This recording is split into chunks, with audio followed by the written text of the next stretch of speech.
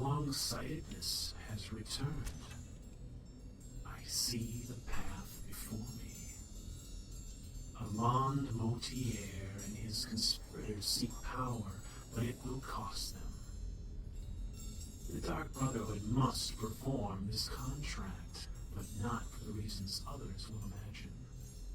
If I know Astrid, she will see glory in this, but what I see is power. Motier is not in this alone. Nothing this big could be attempted by a single man. No, if he is to do this, he and his fellows will have a succession plan.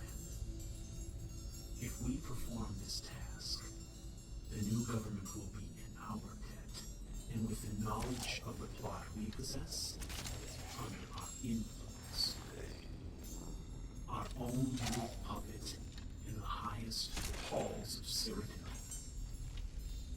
It's just a matter of time. Our puppet will crawl back to the Dark Brotherhood to help them win this dirty civil war in Skyrim.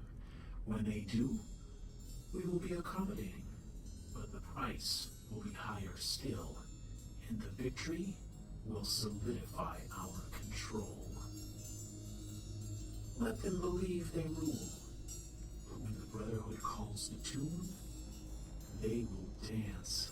Oh yes, they will dance, and Sithis will be playing the pipe.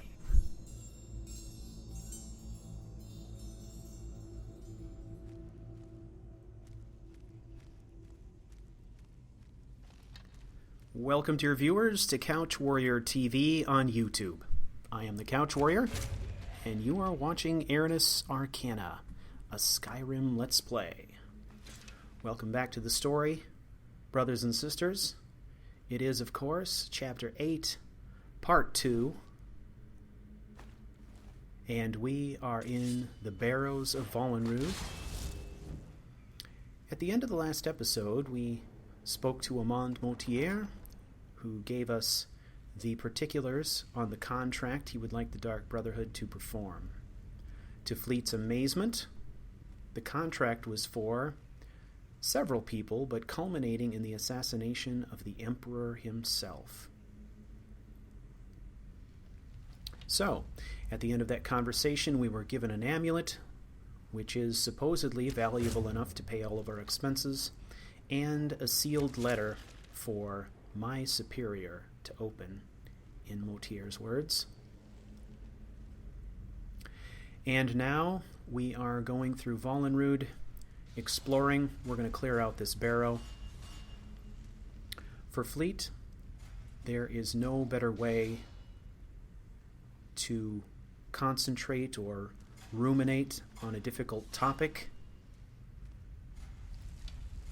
than while doing what he's best at, which is killing things. So this is Fleet's way of concentrating, of clearing his mind of all distraction and thinking about what he needs to do. And as is clear from the intro, his strategy is starting to come together.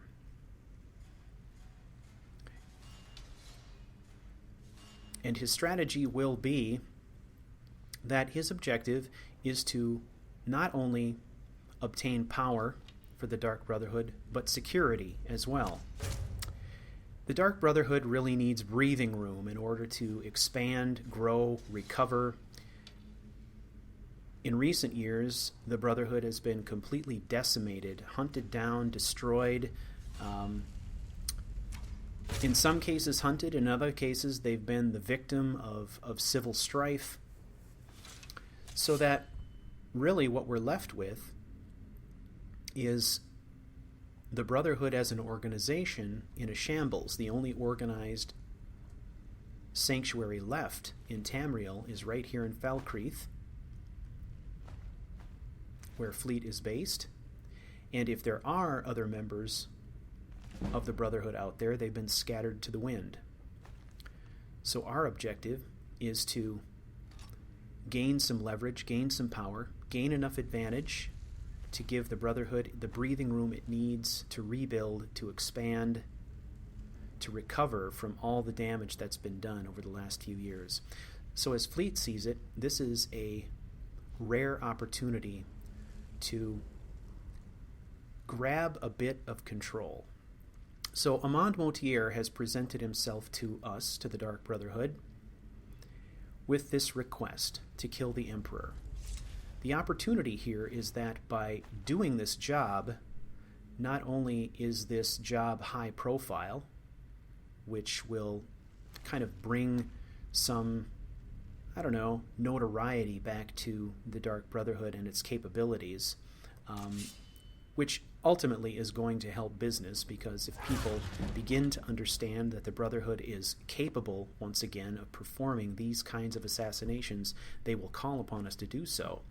But the other and more important thing here is that by performing this task, we will be ingratiating ourselves to the new government of Cyrodiil, which presumably will be put in place by Motier and his conspirators. In addition to that, we will have leverage. They will know that there is nobody in Tamriel that is capable of escaping our deadly touch, and they will also have the knowledge that there are members of the Dark Brotherhood who know all the dirty details of their plot and who the conspirators are, who's involved to some degree, which gives us leverage.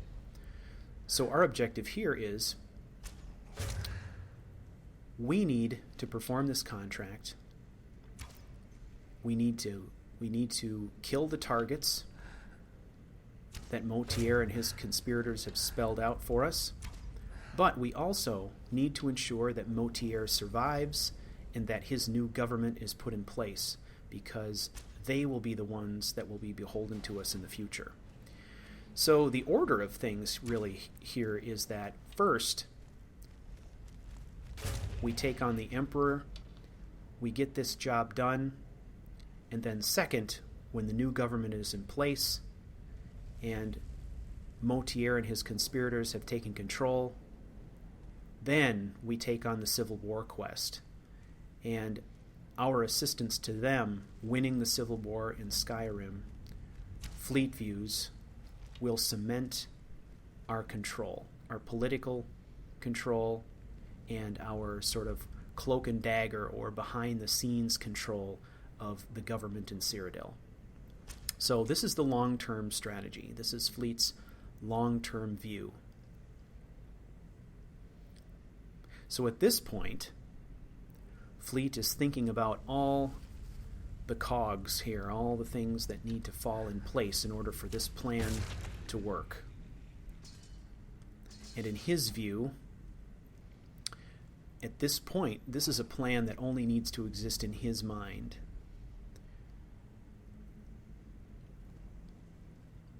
Once he's determined who he can trust and what level of control he has, then he may divulge his plan to others. But for now, this is his plan. He's going to keep his cards close to his chest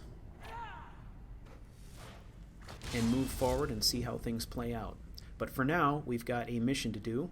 We're going to finish off Volunruud here, and then we need to continue on. Obviously, we do need to bring these objects back to Astrid. But before we do that, there is other pressing business we need to take care of as well. And one of those things is we need to get ourselves back to Winterhold, and we need to advance the Thieves Guild quest. If you remember, Fleet has not done anything additional for the Thieves Guild quest line since losing his memory. But after sustaining an injury at the hands of Mercer Frey and kind of falling off the map for a significant period of time, he has recovered his memories. He has begun to understand who Carlia is and what her role is and what he needs to do, and was able to actually carry out his mission, go to Markarth and acquire Cosselmo's research that will allow Enthir to decipher Gallus's journal. Alright, we got one good shot on this Scourge. We almost took him out. Alright, he's going to come around and visit us, so let's get ready to greet him. We are going to move across here.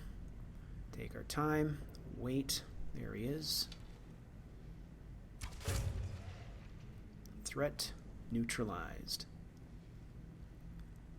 So, since we are almost there anyway, we are going to continue on up the road. We are going to go through the mountain pass back to Winterhold. We are going to deliver the research to Enthyr, and we are going to see where that leads. My guess is that what we'll probably be doing is passing off this research to Enthyr so that we can get the journal deciphered, and then once that is done, we will get back on the horse and head back to the Dark Brotherhood Sanctuary as quickly as we possibly can. It was important to me that we continue to advance the Thieves Guild questline in tandem with Dark Brotherhood, and I feel like we've nearly got these two quest lines on equal footing at this point, so I kind of want to keep it that way. Alright, we've got a Draugr here behind us. Thinking rather than giving him an opportunity to flank us, we are going to take out that threat now. Alright, so the key to Volunruud, if the journal that we obtained in the last episode is to be believed, we have to acquire 2 items that will unlock a door. We've acquired 1. Okay, here we go. This could get messy. Let's put him down range. There's 1. Keep him guessing. 2. Alright, so we have some kind of an axe.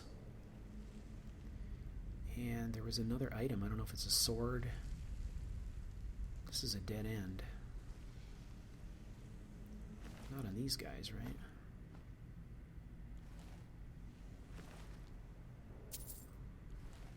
Let's go back and look in the crypt. It's got to be something. Ah, ceremonial sword. Okay. There we go. We got the 2 weapons. We've got a sword and an axe. My guess is that these will allow us to open a door or something in the main chamber. Let's take a shortcut here. So let's head into the main chamber and have a look.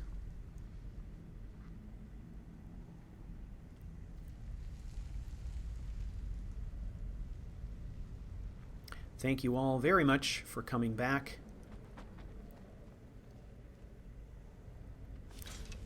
I seem to recall that very early on, many chapters ago, I was already getting questions about how I was going to reconcile my opinions about siding with the Imperials in the Civil War with the assassination of the Emperor. And basically, this is exactly the idea I had way back then.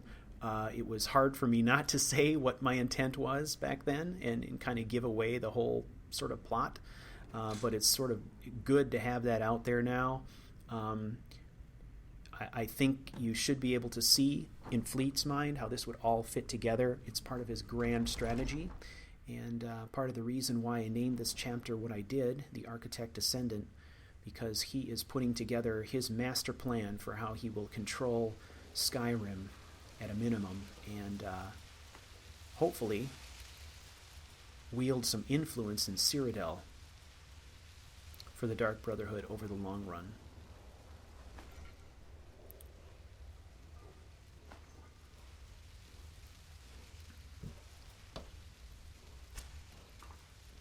There's somebody there. Come on down here, you. There you are.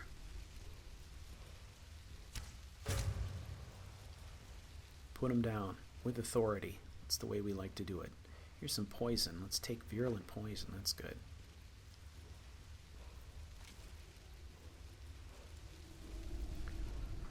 All right. You can hear the word wall. So some questions have come up recently with the plot twist and the dragon quest line now moving forward, there have been some questions about Fleet's reaction to being the Dragonborn and his views on what that means and possible allegiance to Akatosh. First of all, we have to acknowledge the fact that Fleet does not know he's the Dragonborn. He knows that some guards in Whiterun have told him that he's the Dragonborn. But I can't imagine that Fleet would really take anything a bunch of guards have to say with a grain of salt. You have to remember, he comes from a noble Breton background. Ooh, look at this. Stick your head out. There we go. And he would view guards... his attitude toward guards would be that, okay, well, these guys are sort of below my class. Why would I really take anything that they have to say with a grain of salt? They're also Nords. They're susceptible to things like superstition and stuff like that. I don't know that he would take what they say seriously. However,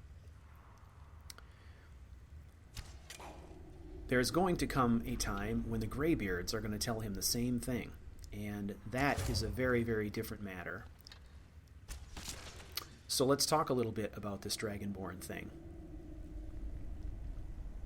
So far, everything that has happened to our main character here, Fleet, that has been beneficial to him or has afforded him new power, he has attributed to his worship of Sithis. Okay, this must be just a quick interruption here. I think this is our main boss in here. Kvenel, I think his name is. Let's get a shot on him. You know what? Let's make a little switch here. I want to do as much damage as I can. We're going to go to Bound Bow. I was just about to run out on that spell anyway, but we are going to switch from our Bound Arrows. We're going to use a Bound Bow with our Black Sacrament arrows because they're high damage.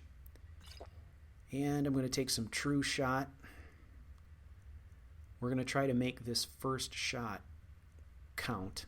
I don't know that poisons will have an effect on Draugr or not. If anybody knows that, you can inform me in the comments for this episode. I don't know if it will, so I'm not going to bother with it. But we want one good shot here to start with. There we go. All right, he's bolting. So that was worth it. We were able to cut him down to almost half his health with a single shot. Now it's a matter of hunting him down. So as I was saying, Fleet still doesn't have the complete picture about what it means to be Dragonborn, but even when he does, I think the likelihood is very, very strong, given his religious beliefs, that he will attribute this newfound power to a gift from Sithis, like so many other things in his life. And it's not really even a question of, yes, this is how it is, or no, this isn't how it is. This is what Fleet believes, right or wrong. So much of what's going on with him right now in the way that I present the story is it's all about what Fleet believes to be true. So, we may know as viewers that he lost his eye because Mercer stabbed it out. But to Fleet, that's not the case. To Fleet, there's a reason. There's a reason for it. It was the will of Sithis that he was going to lose that eye. There was a reason for it, and the reason just has not revealed itself yet. That's how he sees just about everything. He looks at everything through this filter. And to a large degree, that's what being a zealot is all about, and that is exactly what Fleet is. So he may have some beliefs that are misguided, that are just flat out wrong, but in his mind, it all makes sense. In his mind, that's what it is. So there are some things, especially with regard to the Dragonborn and with regard to the vampires, that can't be reconciled. So we as viewers and me as a storyteller, we just have to be prepared to live with that and understand that Fleet is a complicated character and he is going to change over time.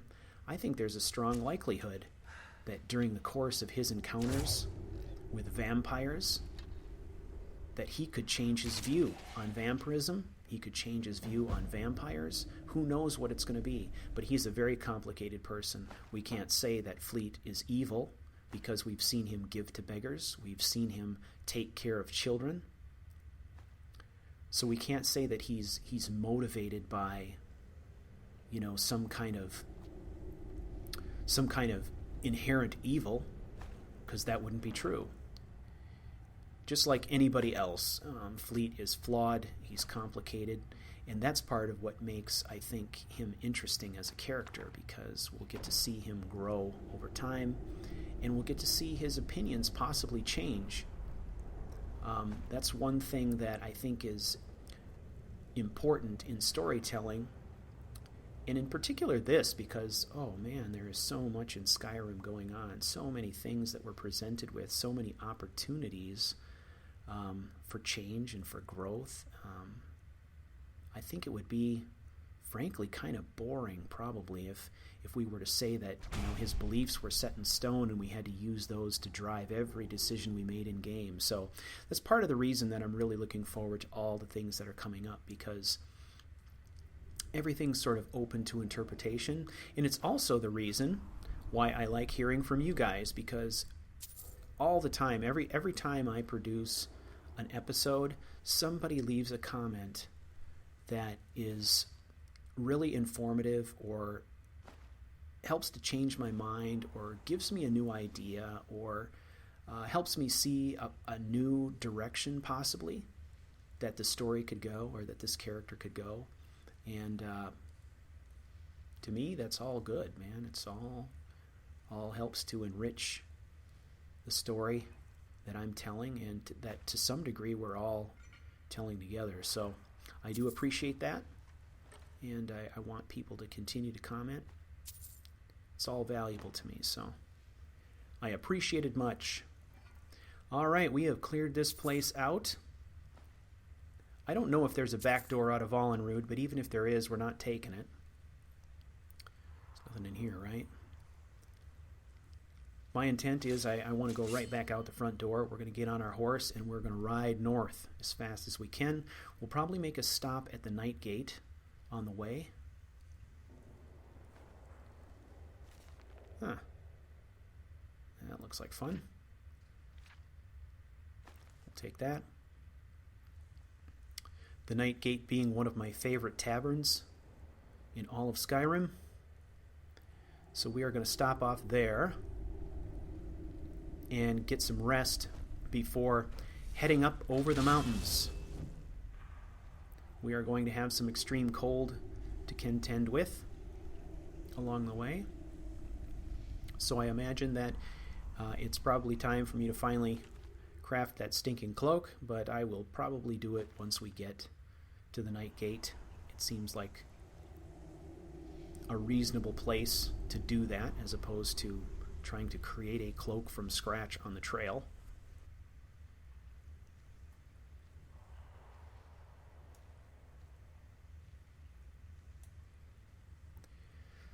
Alright, so let's get out of here. Oh, didn't open this one.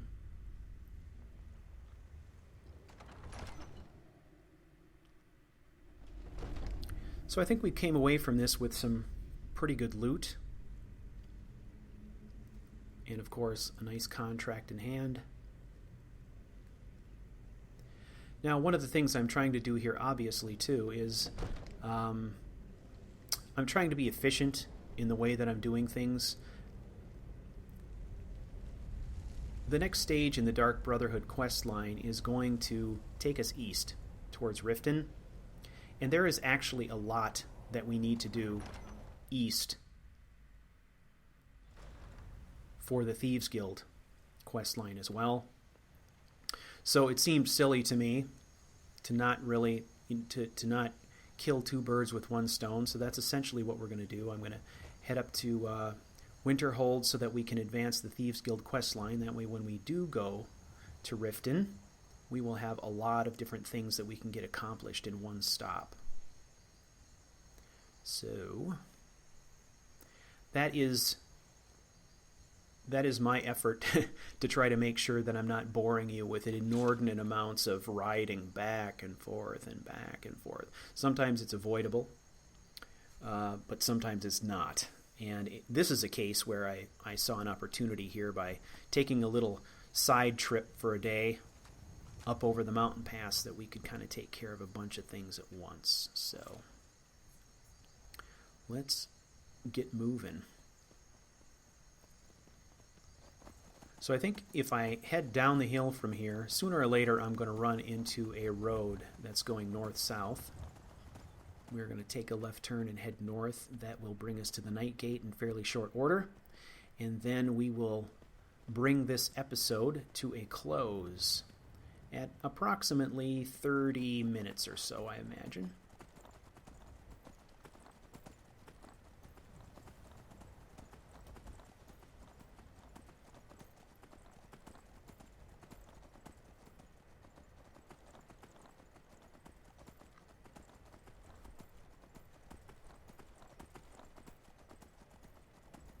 So I want to thank all of you who submitted some suggestions for side quests. I got a few more. I would invite you to submit more. I would like to have some more options, some more input on some side quests. So feel free to chime in on that. Oh man, 2 saber cats. Oh, they're coming after us. Oh, back it up. Back it up. Oh, don't you mess with my horse. Come on. Oh, whew. That was close. Looked like we put one in each eye. Okay, there's another one. Where is he? Oh, I keep him away from my horse, man. Where are you? See if we can wake him up.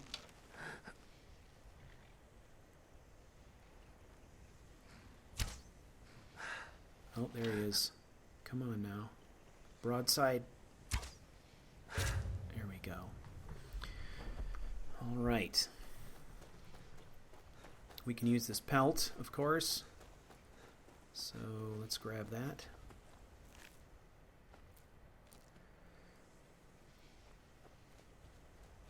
So I'm not even entirely sure if I'm going to like this fur travel cloak. It might look lame.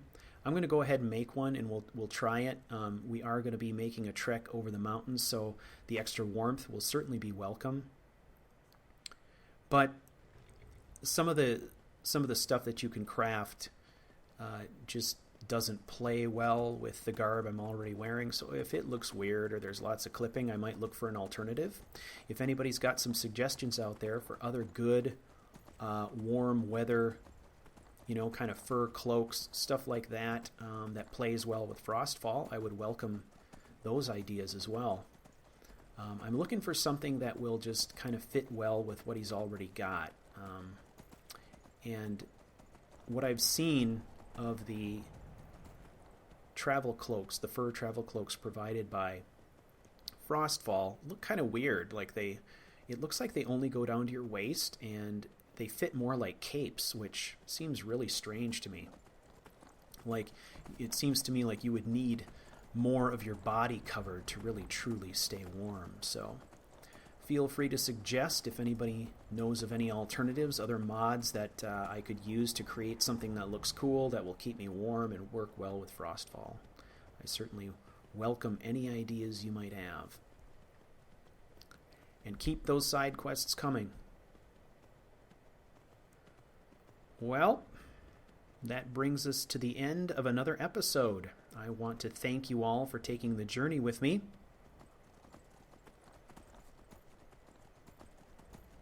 And until next time, may all that you do be swift, quiet, and deadly, and to all Skyrim assassins, I salute you.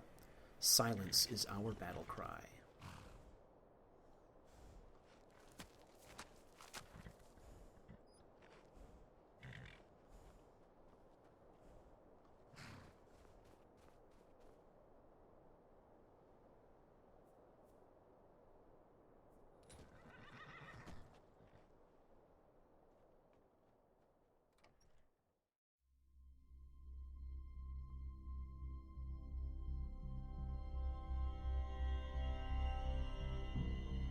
You've been watching Aranis Arcana, a Skyrim Let's Play.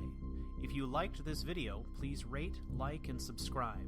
For more information on this and other CouchWarrior broadcasts, visit me on the web at www.couchwarrior.tv.